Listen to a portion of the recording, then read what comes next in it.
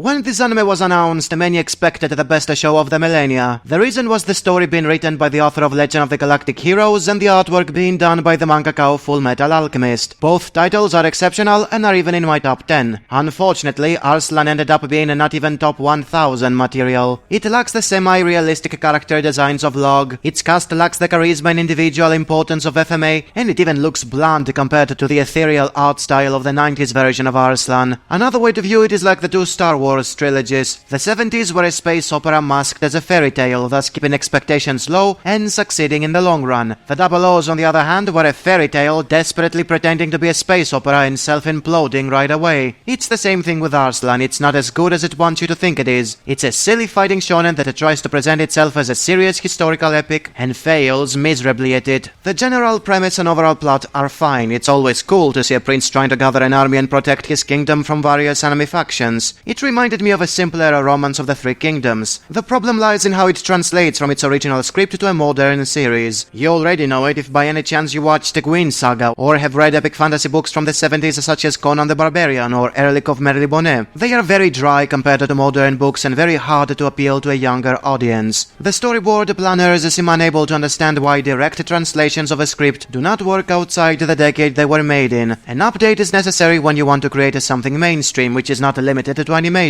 It's the exact same problem with Parasite from a few years ago. A pretty damn good manga that the animators decided to make it seem like it takes place today, where everybody has cell phones and access to the internet. The art style is new but not its presentation. This disconnect is essentially making the characters to feel very anachronistic, as if they are 50-year-old men pretending to be 15-year-old boys. Speaking of boys, why the hell is Arslan the protagonist when he's the most boring of the bunch? Everybody around him is 10 times more capable and interesting than he is. I understand that by choosing him as the lead, the show now turns into a coming-of-age of a naive prince, slowly becoming a capable king thanks to his interaction with all sorts of mentors. That may seem like it was worth it at the end, but it sure doesn't make him an interesting lead. He's completely worthless and passive to the most part and even looks like a girl. Why does he even have so many loyal subjects? Okay, fine, he's the lawful heir to the throne, but in those chaotic times, the moment you were showing weakness, you were executed and the throne was taken by the strongest man available. The story doesn't feel plausible from the get-go because of that simple fact. Say anything you didn't like in Log or FMA, but you can never complain about the protagonists. They were capable, charismatic, and the story doesn't begin with them being greenhorns. We saw how they improved in flashbacks, and whatever happens in present time is the peak of their power. That's what makes them compelling. To make an analogy, it's as if you're watching Romance of the Three Kingdoms from the perspective of the Han Emperor, a completely worthless ruler that was being manipulated by everyone. He sucks compared to every general and advisor around him, and that's exactly what Arslan is in his own story. Speaking of everybody else besides him, they are a fine bunch of cool guys and girls, each one usually specializing in some sort of skill. It's okay as long as you see them as no more than rule of cool, but falls flat if you try to see them from the perspective of realism. They are closer to the Avengers than masters of ancient warfare. It's not like Romance of the Three Kingdoms had that much realism either. It's just that it can be very immersion-breaking when you are supposed to be watching historical events that happened in ancient Persia and everybody's breathing fire. I didn't have this problem with Log, since it was taking place in the far future, and most head-scratching moments had to do with technology and physics that could be excused simply as futuristic science. By the way, do you know what else Log didn't have that Arslan does and can be very immersion-breaking? CGI crowds. I can tolerate plastic-looking cars or spaceships, but not hundreds of Lego toys pretending to be fighting each other. It made everything fake-looking and cheap. I didn't care about anyone dying because of it. I can go on bitching about a dozen other things, but you get the gist by now. It's not a good show. It's poorly animated, the protagonist is terrible, the plot is childish, and as a whole, it was promoting itself as legendary when it's just a throwaway mediocrity. Once again, modern sucks and retro wins.